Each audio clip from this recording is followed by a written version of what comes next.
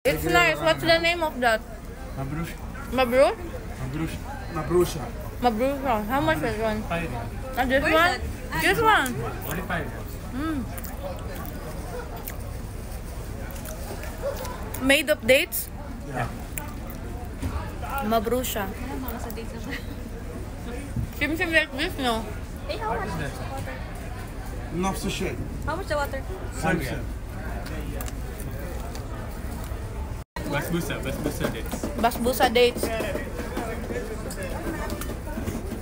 From Tantarin. Mapicol. Assalamualaikum.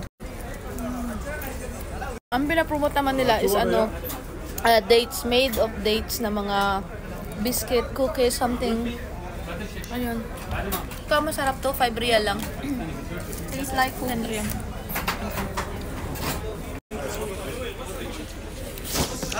Ano, makitreat ka ulit dyan? Pipila ka ulit?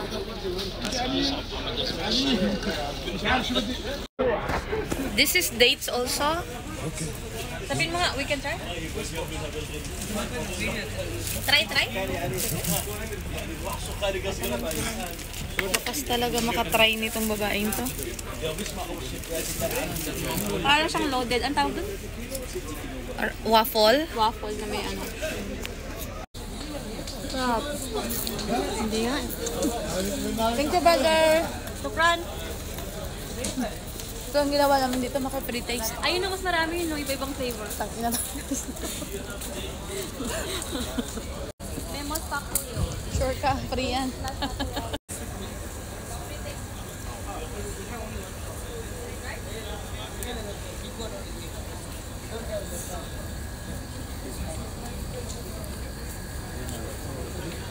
Ano daw? It's okay, Baba. It's okay, Baba. Madami na kaming na-taste.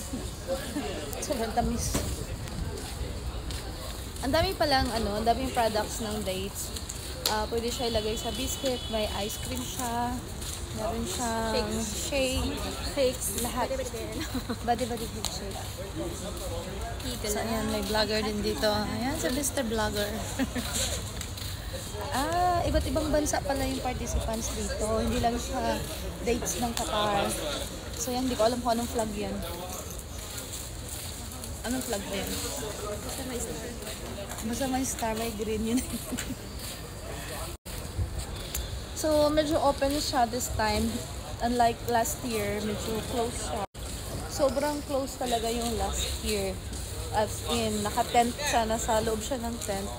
But this time, since malamig naman yung panahon, napaka-open yung mga. Usually talaga 25 per kilo sila or sumusubra ka na.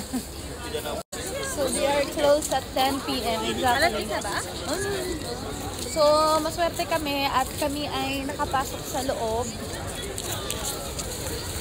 Ano kaya talaga yun? Yun yung pa-surprise nila sa corniche. Huwag mo yung problemahan yung mga pa-surprise na yan. Gagi ka. O, tapos bukas, o, diba?